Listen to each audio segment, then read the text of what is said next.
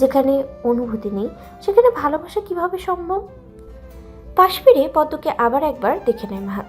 সত্যি বলতে অনেক সুন্দর লাগছে ওর পিচ্ছিটাকে। সর্বদিকে কেমন নারী নারী রূপ ঝলসে উঠছে আজ তার। এতটুকুই যদি এত সুন্দর লাগে তাহলে তো এই মেয়ে সাজলে হয়তো দু চারটা খুন করে যাবে নিশ্চিত মাহাদের হাতে। একে এমন রূপে বাহিরে নেওয়া যাবে না কখনো, না হলে নিজের কপালে নিজেরই কোড়াল মারা লাগবে। মাহাদ বালিশ দুই টুক মাথার তলা থেকে বের করে পিঠে হেলান দেওয়ার মতো করে বসে। ঘড়িতে একবার সময় পরক করে, কিছুক্ষণ চোখ বুজে থাকে, মাথাটা ঝিমঝিম করছে। হঠাৎ পাশে কারোর অস্তিত্ব অনুভব করে, হালকা হাসি ফুটে ওঠে মাহাদের ঠোঁটে। না দেখেও বলতে পারে পাশে বসা মানুষটা তার কে। তার সুবাস যে মাহাদের খুব চেনা। পদ্ম ললিপপ শেষ করে এখন হাতে একটা চিপসের প্যাকেট নিয়ে মাহাদের পাশ ঘেঁষে এসে বসলো। ইঁদুরের মতো কুটকুট করে চাবানোর শব্দ শ্রবণ হতেই চোখ খুলে পাশে তাকালো মাহাদ। প্রথমে পাশ ঘেঁষে বসেছিল পদ্ম, এখন মাহাদের এক বাহু জড়িয়ে ধরে কাঁধে মাথা রেখে চিপস খেতে খেতে নিজের এক সপ্তাহের হাবিজাবি কেচ্চা কাহিনীর পটলি মেলে ধরবে মাহাদের কাছে। কিছুক্ষণ চলবে এখন পদ্মর এই বকবক। মাহাদ না শুনতে চাইলেও সব বলবে পদ্ম, নিজে বলবে, আবার নিজেই খিলখিল করে হেসে উঠবে। আজব মেয়ে, মাহাদ মনে মনেই ভেবে হেসে দিল। পদ্ম নিজের কথা থামিয়ে গোল গোল চোখে চেয়ে রইল মাহাদের দিকে। হঠাৎ করে মাহাদের এমন হাসির কারণ খুঁজে পেল না। ও তো ওর কষ্টের কথা বলছে মাহাদের কাছে, আর মাহাদ ভাই কিনা ওর কষ্ট শুনে হাসছে। এই দুনিয়ায় আসল পদ্ম ওকে কাল কুকুর দৌড়ানি দেওয়ার কথা শুনেও মাহাদ ভাই কষ্ট পেল না, অথচ এই কুকুরের দৌড়ানির জন্য কালো ময়লা ড্রেনে পড়তে পড়তে বাঁচে। পদ্ম সোফায় হেলান দিয়ে কুশনে ঠেস দিয়ে দু পা নাচিয়ে নাচিয়ে হাঁ করে টিভিতে গিলছে। পারতপক্ষে দেখতে গেলে এমনই হচ্ছে। হাতে তার নুডলসের বাটি, তবে সে তা গিলছে না, শুধু কাটা চামচ দিয়ে নেড়েই চলেছে।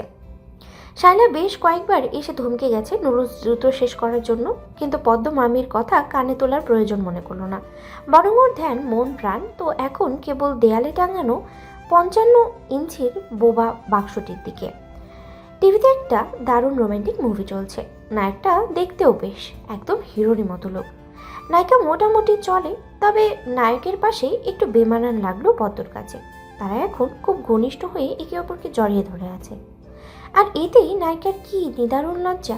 বেচারির লজ্জায় চোখ খুলেও তাকাতে পারছে না। পদ্ম ট্যাপ ট্যাপ করে তাকিয়ে আছে নায়িকার গালগুলোর দিকে, কেমন টমেটোর মতো হয়ে গেছে। কিন্তু এটা হবার কারণ কি? গাল পালিশ কি একটু বেশি করে ফেলেছে মেকআপের আর্টিস্ট? পদ্ম গভীর চিন্তায় পড়ে গেল। চোখ গেল নিজের প্লেটের উপরে রাখা বাটির উপরে। পদ্মর হঠাৎ টমেটোর কথা মনে পড়ল। চাচি আজ নুডলসে একটা টমেটো দেয়নি, বরং টমেটো সসের বোতলটা এগিয়ে দিয়ে বলে গেছে আজকের মতো এটা দিয়ে কাজ চালাতে। ঘরে নাকি টমেটো নেই, বাজারে টমেটোর দাম নাকি বেড়ে গেছে, তাই আপাতত কয়েকদিন টমেটো আনা নিষেধ সেই বাড়িতে। পদ্ম বুঝে পায় না এরা এত কিপটে কেমনে, এত টাকার মালিক অথচ পদ্মর সাথে সেই টমেটো পিছনেই পড়ে আছে সবাই। একটা দুটো টমেটো বাজার থেকে একটু বেশি দামে কিনে আনলে কি শখের হাড়ি শেষ হয়ে যাবে এদের? বরং গরিবের দোয়া লাগবে। পদ্ম আবার টিভি দেখতে মনোযোগ দিল। এবার দেখা গেল নায়ক নায়িকার শাড়ি খুলছে। হায় আল্লাহ! নায়ক শাড়ি খুলছে কেন? এই বেটা মাইয়া লোকের শাড়ি দিয়ে কি করবে? নিশ্চিত ধুতি বানিয়ে পরবে বলে এমন করছে। হাড় কিপটে নায়ক একটা শাড়ি কিনে দেবে, তা না আরেকজনেরটা নিয়ে কারাকারি শুরু করে দিয়েছে। একে যে মেয়ে বিয়ে করবে নিশ্চিত কয়দিন যেতে না যেতে গলায় দড়ি দিবে। পদ্ম নিজের মনে গাঁজাখুরি একটা প্রবাদ বানিয়ে ফেলে। মুভির দিকে দৃষ্টি রেখে বাটির থেকে একটা করে নুডলস মুখে তুলে সুরুত সুরুত করে টানছে। ওর চিন্তার লাগাম টানতে হঠাৎ পায়ের কাছে কেউ এসে পড়ল। পদ্ম খানিক বিরক্ত হলো। অসহিষ্ণু মুখে টিভি থেকে মাথা ঘুরিয়ে দেখলো ব্যক্তিটিকে। মাহাতকে দেখে ওর মোমের বোতলের মতো চেহারাটার হাসি খেলে গেল মুহূর্তে। ওর চকচকে চোখ দুটো আরো উজ্জ্বল বর্ণ ধারণ করে। ওর মাহাত ভাইও কিন্তু কম সুন্দর না দেখতে, একদম তামিল ফিল্মের কোনো নায়কের মতো। বিধাতা এক অপার সৌন্দর্য ঢেলে দিয়েছে এই মানুষটার মাঝে। চেষ্টা করলে নির্ঘাত নায়ক হতে পারত। তখন কত সুন্দরীদের লাইন লেগে যেত শুধু শেখবাড়ির আঙিনায়। ইস, চামচ মুখে রেখে কল্পনার সাগরে ডুবে গেল পদ্ম। মাহাত নায়ক হলে কেমন লাগতো, কি করতো, এসব নিয়েই ভাবতে লাগলো। আর এদিকে মাহাদ এতক্ষণ ফোনে ব্যস্ত ছিল বলে খেয়াল করেনি টিভিতে আসলে কি চলছে। হঠাৎ ফোন রেখে টিভির দিকে দৃষ্টি নিক্ষেপ করে, আর তাকাতেই যেন থমকায়ও। ভ্রুজোড়া কুঁচকে আসে আপন হতেই, চোখের কোটর বড় বড় হয়ে গেল এক মুহূর্তে। মাহাদকে টিভির দিকে এমন ভ্যাবলার মতো হাঁ করে তাকিয়ে থাকতে দেখে পদ্ম বোকা বনে গেল। এমন হিরোর মতো দেখতে চেহারাটা ক্যাবলার মতো করে রেখেছে কেন মাহাদ ভাই? পদ্মর মেজাজ খানিক গরম হয়ে গেল। মাহাদ থেকে দৃষ্টি সরিয়ে ও নিজেও টিভিতে মনোযোগ দেওয়ার চেষ্টা করলো। টিভির দিকে তাকিয়ে পদ্ম এবার নিজেও ভ্যাবলার মতো তাকিয়ে থাকলো, কারণ টিভিতে চলছে একটা লিপ কিস সিন। খুব প্যাশনেটলি হয়ে নায়ক নায়িকা কিস করে চলেছে একে অপরকে। পেটের উপর থেকে নুডলসের বাটিটা সরিয়ে টি টেবিলের উপরে রেখে মাহাদের কোল ঘেঁষে বসে পদ্ম। মাহাদের এক হাত চেপে ধরে চঞ্চল চূড়ের মতো ছটপটিয়ে বলে, এটা কি করছে মাহাত ভাই? নায়িকার কি নিঃশ্বাসের সমস্যা হচ্ছে? মনে তো হয় তাই। দেখো না কিভাবে ঠোঁটের ওপর ঠোঁট রেখে নিঃশ্বাস আদান প্রদান করছে দুজন। কিন্তু নায়িকা তো পানিতে ডোবেনি মাহাত ভাই, তাহলে? বলে পদ্ম মাহাদের দিকে প্রশ্নবোধক চোখে তাকালো, কিন্তু মাহাদের হেলদোল না দেখে চাপা হেসে বলল, নিশ্চিত ওর হাঁফানির সমস্যা আছে। আগে থেকে কোনো ব্যবস্থা করে রাখিনি প্রোডাকশন হাউস, তাই শেষ মুহূর্তে এখন নায়ককে দিয়ে কাজ চালাচ্ছে। ইস, বেচারা নায়িকা। ডাইরেক্টর মনে হয় হাড় কিপটে, তা না হলে কেউ এভাবে করে বলো? শব্দটা আরো একটু বাড়াও, দেখি শেষ পর্যন্ত নায়িকা বাঁচে কিনা। আমার তো মনে হয় এত কষ্টের চেয়ে মরে যাওয়াই ভালো। বেচারা মাহান একবারে বোকা বনে গেল। চকিতে হতভম্ব হয়ে একবার পদ্মর দিকে চোখ মেলে তাকালো। একরাশ বিস্ময় এসে জমা হয় মাহাদের চোখে মুখে। কিছু যেন খোঁজাখুঁজির চেষ্টা করছে কিশোরীর ওই গভীর চাহনির আড়াল থেকে। সব কি দেখেছে ওর পদ্ম? যে বাচ্চা মেয়েটা গতদিনও ওর কোলে মাথা রেখে টিভিতে টম এন্ড জেরি দেখে খিলখিল করে হাসছিল, সেই পদ্মই যেন আজকের পদ্ম থেকে সম্পূর্ণ আলাদা। সাধারণ মাহাদ শিক্ষণের কোনো অনুষ্ঠান ছাড়া পদ্মকে টিভি দেখতে দেয় না, অথচ এই পদ্ম আজ একা একা রোমান্টিক মুভি দেখছে, তাও এতটা বাজে। নইলে উঠতে না উঠতেই কি বয়সের হাওয়া লেগে গেল নাকি? মাহাত কিছু বলবে তার আগেই পেছন থেকে ভেসে এলো এক গগন বিদারী চিৎকার। এসব কি দেখেছিস? হতচ্ছাড়া তুই এই বাচ্চা মেয়েটার সামনে! বলে জাবেদা কয়েকটা কিল বসিয়ে দিল মাহাদের পিঠে। মাহাত যেন এতক্ষণে সৎপথ ফিরে পেল। জাবেদাকে দেখে ভীত হয়ে পদ্মর হাত ছেড়ে তড়িৎ বেগে লাফিয়ে উঠে রিমোট খোঁজা শুরু করে, কিন্তু রিমোটের বদলে মোবাইল হাতে নিয়ে টিভি বন্ধ করার বৃথা চেষ্টা করেছে বেচারা। কিন্তু বোবা বক্স বন্ধই হচ্ছে না, বরং এখন তো নায়ক নায়িকাকে কোলে তুলে নিয়ে বিছানা পর্যন্ত এগিয়ে যাচ্ছে। পরের সিন দেখার মতো ধৈর্য মাহাদের আর নেই। এখনই কিছু একটা করতে হবে, কিন্তু শালা রিমোট কাজই করছে না কেন? মাহাদের মাথা গরম হয়ে গেল। নায়ক কিছু করার আগেই মাহাত টিভির মেইন লাইন থেকে তার টুতি ছুঁড়ে দিল। পারলে পুরো টিভিটাই পদ্মর মাথার উপরে ফেলে এখন। চঞ্চলা কিশোরী পদ্ম মা ছেলের রাগের পিছনে কারণ কিছুই বুঝল না, তাই ভ্রুকুটি করে তাকিয়ে মাহাদার জাবেদার থতমত রাগের হেতু খুঁজতে তৎপর হলো দীর্ঘ সময়। তবে এই দুজনের নীরবতা পদ্মকে বিরক্ত করছে এখন। নাসিকার ডগায় জমা হলো কিঞ্চিত রাগ, বিশেষ করে জাবেদার উপরে। এমন করলো কেন বুড়ো মামি? এখন কি পদ্ম তার পছন্দ মতো মুভিও দেখতে পারবে না? কি সুন্দর সিন চলছিল। পদ্মর যেন কেমন অদ্ভুত লাগছিল তখন। অজানা এক শিহরণ নাড়াচাড়া দিয়ে উঠছিল ওর মাখনের মতো সারা অঙ্গে। কেমন এক অস্থিরতা বিরাজ হলো ওর অন্তরিন্দ্রিয়তে। ওর 14 বছর জীবনে এমন কোনো অনুভূতি কখনো হয়নি। এটা সম্পূর্ণ নতুন এক জগৎ ছিল পদ্মর কাছে, কিন্তু এখন মন খারাপ হয়ে গেল। শরতের মেঘের কোলে যেমন কালো জলধরের আবির্ভাব ঘটে, তেমন এতক্ষণের চঞ্চলা ভাবটা উদাও হয়ে গেল আচানক। জাবেদা চাহনিতে শীতলতা নেমে এলো, তবে মুখ এখনো থতমত। ছেলের দিকে কিছুক্ষণ অনিমেষ চেয়ে রইল। হয়তো ছেলের অভিব্যক্তি বুঝতে চাইলেন তিনি, তবে পারল কিনা তা জানা নেই। দুকদম এগিয়ে পদ্মর হাতের বাটিটা এক প্রকার ছিনিয়ে নিয়ে চলে গেল রান্নাঘরের দিকে। পদ্ম কিছু বলতে চেয়েও বলতে পারল না। বাটিতে এখনও কয়েকটা নুডলস বাকি ছিল। ওর ইচ্ছে ছিল আরও কিছুক্ষণ বিশ্রাম নিয়ে নুডলসগুলো শেষ করেন, অথচ মামি রাগ করে ওর স্বাদের নুডলসগুলো নিয়ে চলে গেল। এখন কি মন মতো কেউ খেতেও দিবে না পদ্মকে?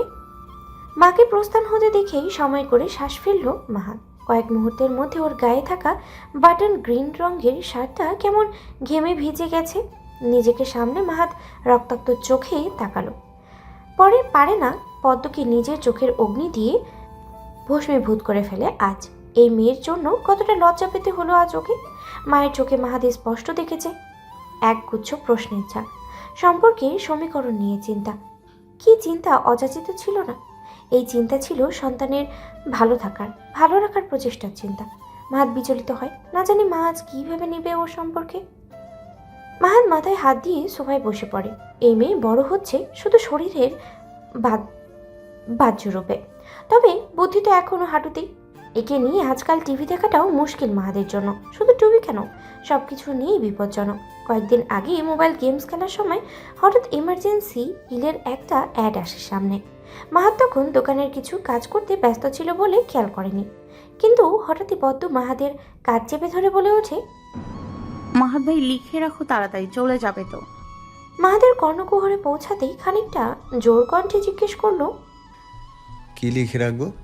আরে এমার্জেন্সি বিল, এই দেখো অ্যাড হচ্ছে মোবাইলে। মাহাত বিস্ময় বোধ হলো পলকেই। এই মেয়ে কি বলে? এমার্জেন্সি বিল দিয়ে ও কি করবে? খাবে নাকি মাথায় দেবে? মাহাদের দ্বিধান্বিত চোখে তাকালো, আমতা আমতা করে আড়লো। এমার্জেন্সি পিল।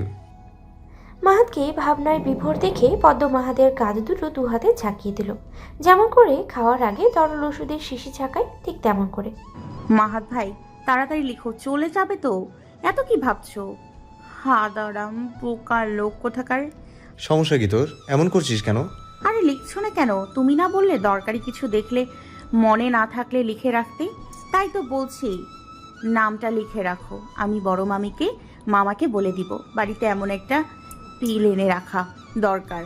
কার কিভাবে দরকার পড়ে আল্লাহই জানে। যদি আমার লাগে তখন পিলের অভাবে তো আমি মরেই যাব। না না না না, রিস্ক নেওয়া প্রয়োজন নেই। তুমি আজই আমার জন্য এক পাতা ইমার্জেন্সি পিল নিয়ে আসবে। শয়তান মেয়ে, তুই কি করবি পিল দিয়ে? তোর তো এখনো বিয়েও হয়নি। আর খবরদার, মা বাবাকে কিছু বলেছিস তো? গাছের সাথে উল্টো লটকিয়ে রাখবো তোকে। পদ্ম কথা কেটে বলে, এমন কেন করছো? আমি কি করছি? এটা তো একটা দরকারি জিনিস। তাহলে নাম শুনে হুতুম প্যাচার মতো করে রাখছো কেন মুখটা? পদ্ম চুপ থাক, রাগাস না আমায়। খুব বেশি বাজে বকছিস আজকাল। আজে বাজে পেঁচাল বন্ধ করে পড়তে বস। কিন্তু ওই এমার্জেন্সি পিল। এরপর মাহাত দাঁত কিরমির করে ঝাঁঝিয়ে উঠে বলে, যখন দরকার পড়বে আমি এনে তোর মুখে ঠুনসে দেবো। চকলেট মনে করে খেয়ে নিস, অসভ্য মেয়ে। কিন্তু ভুলক্রমেও কারো সামনে আর এই নাম নিবি না, নইলে তোর একদিন কি আমার একদিন, মনে রাখিস। পদ্ম বুঝে উঠতে পারে না। এমার্জেন্সি পিল দিতে যদি কোনো সমস্যা না থাকে, এমার্জেন্সি ব্যালেন্স দিতেও এদের কোনো সমস্যা নেই, তাহলে এমার্জেন্সি পিলে কি সমস্যা? এই মাহাত ভাইটা না আসলে হাদারাম, কিছুই বোঝে না, শুধু পারে চিল্লাইতে। তাও পদ্মের মতো মাসুম বাচ্চাটার উপরে জলদস্যু। স্কুল মাঠে ঠিক মাঝখানে একটা বড় বট গাছ আছে, যার গোড়া ইট সিমেন্ট দিয়ে বাঁধিয়ে চুন রং লাগানো। ক্লাসের ব্রেক সময় পদ্ম ওর প্রাণীর সখাকে সাথে নিয়ে সেখানে বসে প্রায়ই গল্প করে বেড়ায়। তবে আজ আর গল্প করতে ভালো লাগছে না ওর। সকাল থেকেই মুডটা আজ ভীষণ খারাপ, তাই ব্যাগ থেকে চিপসের একটা প্যাকেট বের করে কড়মড় করে একটার পর একটা খেতে আরম্ভ করলো। এটা মুড ভালো করার পদ্মর এক আজব পন্থা। যখনই মন খারাপ হয় কিছু না কিছু খেতে হবে মেয়েটার। পাশে বসা সরু পাট কাঠির মতো দেখতে মেয়েটা হলো রূপ, পদ্মর প্রাণের সখা। আর তাদের দুজনের মাঝখানে অবহেলায় পড়ে আছে একটা কোকাকোলার বোতল। রূপের ভীষণ মায়া হলো বোতলটার উপর, তাই পাইপে একটু টান দিয়ে সামান্য কোকাকোলা খেয়ে পদ্মকে উদ্দেশ্য করে বলল, তো আজ মহারানীর মনটা এত খারাপ কেন? ঝগড়া হয়েছে বুঝি আবার মাহাত ভাইয়ের সাথে? পদ্মর মন খারাপ অনেকটা কমেছিল এতক্ষণে, কিন্তু প্রিয় বান্ধবীর মুখে এমন একটা অবাঞ্ছিত প্রশ্ন শুনে আবারও রাগ মাথাচাড়া দিয়ে উঠল। খেপে গিয়ে চোখ গরম করে তাকিয়ে উঠে বলল, আমি কবে মাহাত ভাইয়ের সাথে ঝগড়া করলাম? তুই শুনেছিস কখনো? বল, শুনেছিস? রূপ অপ্রস্তুত হয়ে মাথা নাড়ল। তাহলে বললি কেন? না মানে তেমন কিছু না, ভুল হয়ে গেছে রে মা, বাদ দে। তুই বরং মনোযোগ দিয়ে চিপস খা, সাথে আমার কোকা কোলা একদম ফ্রি। পদ্মকে শান্ত করার জন্য দ্রুত বলল। একটু শান্ত হতে দেখে বুকে হাত রেখে দম ছাড়ল বেচারি। এই মেয়ের বিশ্বাস নেই, ক্ষণে ক্ষণে রূপ বদলায়।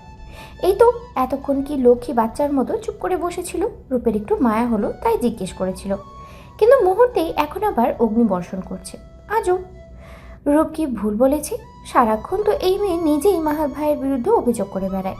জলদস্যু, আমাকে এটা করতে দেয় না, ওটা করতে দেয় না, খেতে দেয় না, বসতে দেয় না, আমার শান্তির ঘুম নিয়েও তার নাকি একটা কত সমস্যা। এখন আবার বলে ঝগড়া করে না। আরে পদ্ম তো ওর সাথেও ক্ষণে ক্ষণে ঝগড়া করে বেড়ায়। তখন ওদের ঝগড়ার স্থির থাকে বেশ সময় ধরে। তারা দুইজন তখন দুজনের সাথে কথাই বলে না, এমনকি স্কুলের একই বেঞ্চে দুজন বসেও কোনো শব্দ করে না। সেই দিনগুলোতে ক্লাসের বাইরে দেখা হলে মুখ ঘুরিয়ে চলে যায় দুজন দুদিকে। লাস্টবার ঝগড়া করে দুইজন টানা 1 সপ্তাহ কথা বলেনি কেউ কারোর সাথে। হয়তো সময়টা আরও বাড়তো যদি না রূপ স্কুলের বাথরুমে পড়ে গিয়ে কমর না ভাঙত। তবে সেই দিনও পদ্ম ওকে কথা শোনাতে বাদ রাখেনি। 1 সপ্তাহের সব ঝাল মিটিয়ে তারপর ওকে মেঝে থেকে তুলতে সাহায্য করে। রূপ বুঝে পায় না এই মেয়েটা এমন কেন। সেই তো সাহায্য করলি, তাহলে এত বাচালতা করলি কেন? সত্যি নাটকবাজ মেয়ে একটা। রূপা তর্ক না করে মুখে চুন করে বসে থাকে। চিপস শেষ, কোকাকোলার বোতলও খালি। এবার কি করবে ভাবছে পদ্ম। পাশে বসা রূপকে চুপ থাকতে দেখে ভ্রুকুচকে প্রশ্ন করলো, কি রে, কথা বলছিস না কেন? ব্রাশ করিস নি আজ? ফাজলামো করবি না, ওটার মুডে নেই আমি। আর একদম কথা বলবি না তুই আমার সাথে। ফাজিল মেয়ে, কথায় কথায় ছাড় দে, যেন আমি ওর কোন জন্মের দুশ্মন। আচ্ছা যা, আর করব না। মানে কথা আর কি, আমারও মুড ভালো নেই আজ। সিরিয়াস কিছু বলি শোন। তোর মুড আবার কবে ভালো থাকে শয়তান মেয়ে? কথাটি রূপ মনে মনেই বলল। জোরে বলার সাহস করতে পারল না, পাছে পদ্ম যদি আবার রেগে যায়। এবার দেখা যাবে কোকাকোলার বোতলটা দিয়ে ওর মাথাটাই ফাটিয়ে ফেলেছে। ইদানিং আমার না একটা ভারী সমস্যা দেখা দিচ্ছে। রূপ দ্রুত এগিয়ে এসে পদ্মর বাম হাতে একটু চাপ দেয়। বড় আশা নিয়ে তাকায় পদ্মর শিশুসুলভ মুখটার দিকে। কি হয়েছে ওর শোয়ে? কেউ নিশ্চয়ই ওকে জ্বালাতন করেছে। আর এতিম মেয়েটা হয়তো কাউকে বলতেও পারছে না। ইস, রূপও না বন্ধুর মন বুঝে কত কিছু ভেবে নিয়েছে। তাই রূপ জানতে চাইলো আসল সমস্যাটা কি। সমস্যা অনেক বড় রে রূপ, কিন্তু সমাধান কিছু আছে বলে মনে হয় না। কেস কি, খুলে বল আগে। কেউ কি পথে ঘাটে ইফটিজিং করেছে তোকে? নাম বল, বাবাকে বলে একেবারে জেলে ভরে দিব। জেনে শুনে বাঘের গুহায় কেন পা মারবে? তাও ঠিক, তুই যে চিনিস তোকে ইফটিজিং করা ব্যক্তি নিজেই যেচে এসে নিজের পায়ে কুড়াল মারবে। তাহলে সমস্যাটা কি? সমস্যার নাম হলো ফোড়া। ফোড়া? এটা আবার তোর কি করলো? ফোড়া দেখলে না, ওটাকে ফেটে ফেলতে ইচ্ছে করে আমার রূপ। ইচ্ছেটাকে দমন করা খুব কঠিন ব্যাপার আমার জন্য। কি করি বলতো? গ্রীষ্মের শুরু বলে কথা, মাঠে বসে সকালের ঝাঝা রোদের সংস্পর্শে এসে গরমে অস্থির হয়ে পড়েছে রূপ। শরীর বেয়ে ঘাম ঝরছে অনবরত। এমন ঋতুতে 5-6 ঘন্টা ক্লাস করায় এমনিতেই বিতৃষ্ণ। ও তার উপরে সকাল থেকে পদ্মর নাটক আর বকবকা বোকা বোকা কথা। অদৃষ্টে রূপের প্রতি বিরক্তের বলি খেলা ফুটে উঠল এখন। কিন্তু পদ্মর কথায় বিরক্তকে পাশ কাটিয়ে এবার রূপ আর তার আঁখি পড়ল প্রস্তুত করে ভাবুকতা নয়ন মেলে ধরল প্রিয়তমার সখার উপরে। মুখে তার অধীরতা আর ভ্রুলেখায় চিন্তার ভাঁজ স্পষ্ট তখনও বিদ্যমান। রূপ খুব যুক্তিবাদী মেয়ে। ও কল্পনা শক্তিতে কম, চাক্ষুষ নয়নে যা দেখে তাই বিশ্বাস করে আর সব কিছু যুক্তি দিয়ে ভাবে। এই যেমন এই মুহূর্তে রূপের মাথায় ঘুরপাক খাচ্ছে পদ্মর বলা একটি কথার ফোড়া। তোর কি হয়েছে পদ্ম, কোথায়? রূপ খুব সিরিয়াস ভঙ্গিতেই জিজ্ঞেস করলো। নিশ্চিত মেয়েটা এই কারণেই সকাল থেকে এমন বিহেভ করছে। আর রূপ কি না কি ভেবে বসে আছে। রূপের খারাপ লাগে পদ্মর সাথে এমন ব্যবহার করে, কিন্তু পদ্মকে মনোব্রত দেখে মন ক্ষুণ্ণ হলো তার। তাই ব্যতিগ্রস্ত হয়ে নিজেই আবার বলা শুরু করলো। খবরদার, ওটাকে নিয়ে কিন্তু টানাটানি একদম করবি না। তোর তো আবার খাচটা স্বভাব আছে, কিছু একটা পেলে খুঁটাখুটি করার।